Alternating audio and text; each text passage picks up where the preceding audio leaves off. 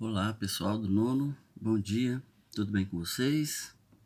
Estão já se preparando para as avaliações, né? As provas já estão chegando, para daqui a pouco a gente sair de férias.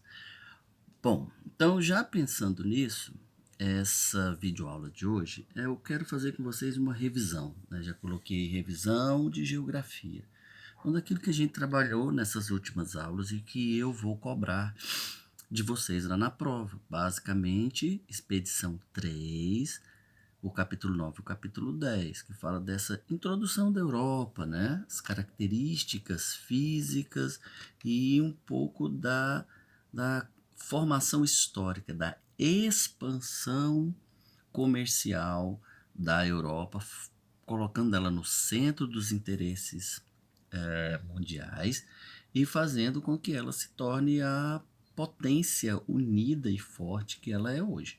Então a gente sabe que toda a história, ao longo da história da humanidade, ela perpassou aí pela Europa. Se a gente olhar o mundo antigo, né, os impérios antigos, gregos, romanos, depois Idade Média com as conquistas de Napoleão, né, e depois vem século XIX, Revolução Industrial, século XX, as guerras, os inventos, as conquistas, né? Sempre a Europa é o centro dos interesses. Tanto que tem um conteúdo que você vai ver lá no seu livro que fala exatamente disso nesses capítulos. Que até os mapas, né, a cartografia, ela era feita baseada na visão europeia. Era uma visão chamada de eurocêntrica. Né? A Europa era o centro do mundo. Cartógrafos famosos como Mercator, né, o mapa de Peters, né, são cartógrafos que a projeção de Mercator, que é a principal que coloca a Europa no centro do mundo, né, foi feita pelo cartógrafo belga, o Gerhard Kremer. Né? Então, o Gerhard Kremer que criou a projeção de Mercator, é aquela visão eurocêntrica. A Europa ela é perfeita, ela não é distorcida, mas todas as outras informações, as outras terras, os outros continentes, tudo que está ao redor ali, ele é um pouco distorcido. Então é isso que a gente vai ver. A Europa sempre foi considerada, né, o centro dos interesses do mundo a partir da sua própria visão de conquista. Então eu busquei aqui umas informações que eu quero mostrar para vocês. Então vamos lá. Primeiro aqui a gente vê então essa informação. A Europa, ele é um continente ou uma península? Isso eu já até comentei com vocês em aulas anteriores.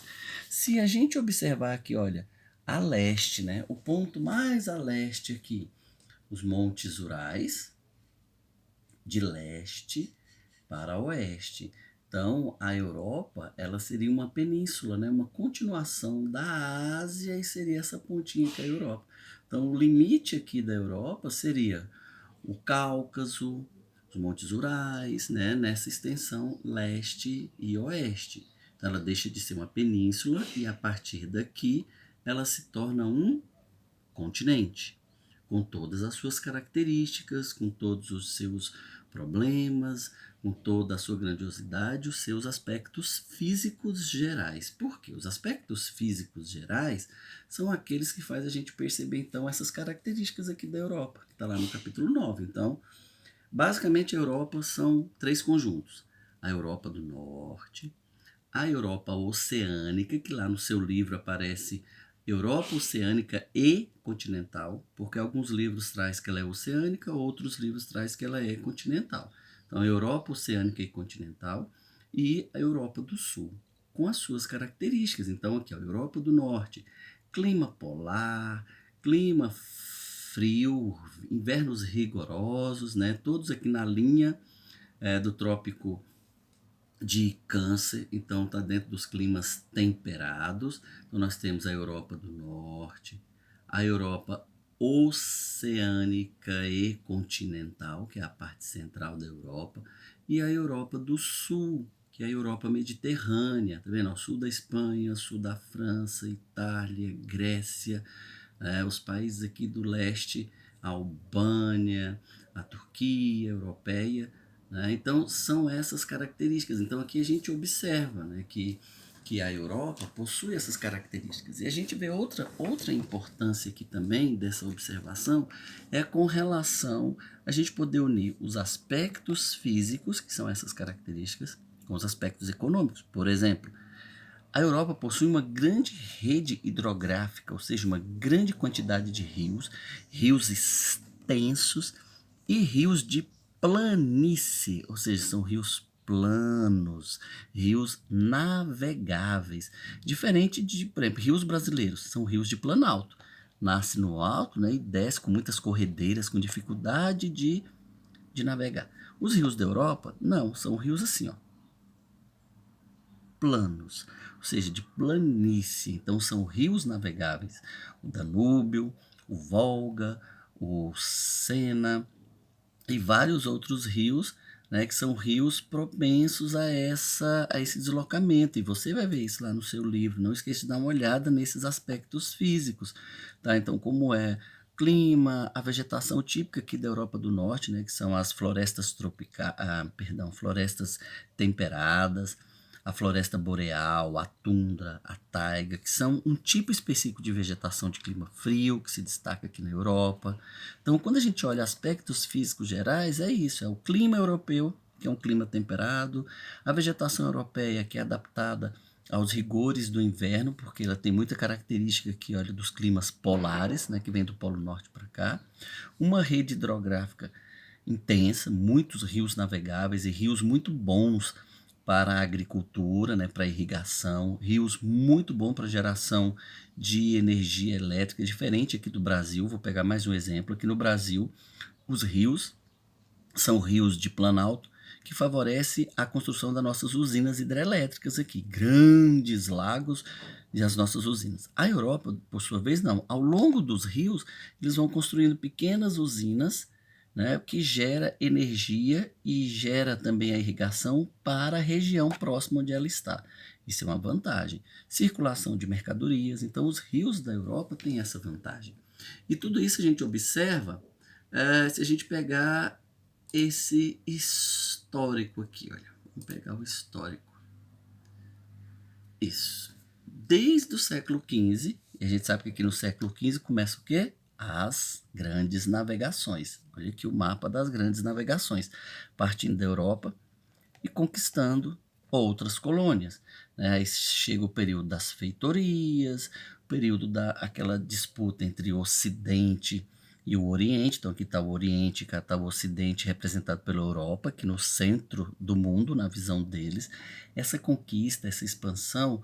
Então a Europa sempre esteve no centro dos conflitos, das guerras, das disputas, né? Porque ela sempre os países europeus tiveram essa necessidade de ser grandes conquistadores. Aí a gente observa o que é chamado de dança das cadeiras. Dança das cadeiras aconteceu no final do século XIX, ao longo do século XX. O que seria essa dança das cadeiras? É esse vai e vem de fronteiras. Nasce país, país desaparece, país é anexado a outro, um país se torna dependente do outro. Então a Europa sempre teve isso. Olha, nos últimos 50 anos, vamos pegar, nos últimos 50, 60 anos, nós tivemos a União Soviética.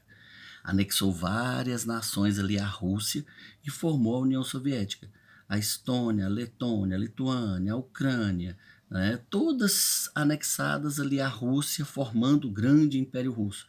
Aí chegou também, aderiu ao sistema socialista.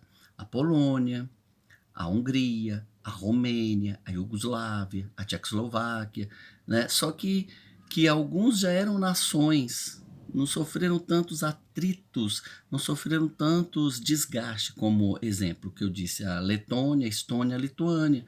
Ficaram naquela dança das cadeiras, fronteira vai, fronteira vem, eu agora sou dependente, agora eu sou um país, eu sou um estado independente, então isso gerou também por causa dessa necessidade que a Europa sempre teve, né, de estar conquistando, estar expandindo as suas fronteiras.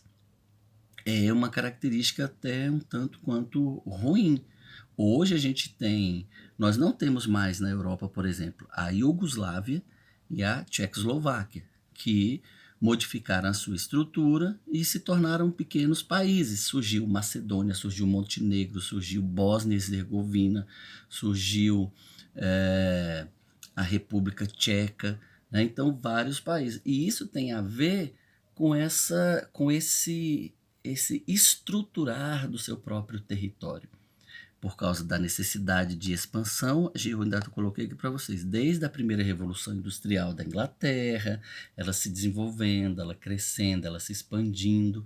Então a Europa sempre esteve no centro dessa hegemonia, né? A nação europeia, o continente europeu, sempre no centro dos interesses do mundo.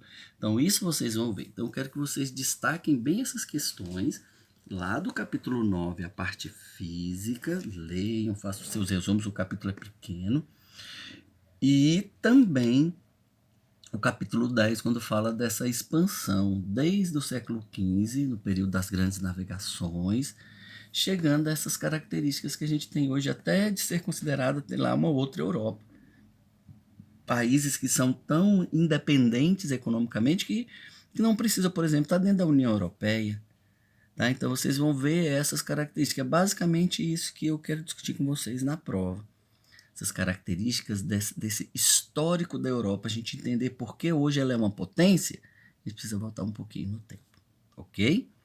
Então um abraço para vocês, tudo de bom, bons estudos, bons resumos, busquem bem esse conteúdo que vocês vão se dar muito bem na prova. Um abraço pessoal, até qualquer hora, tudo de bom.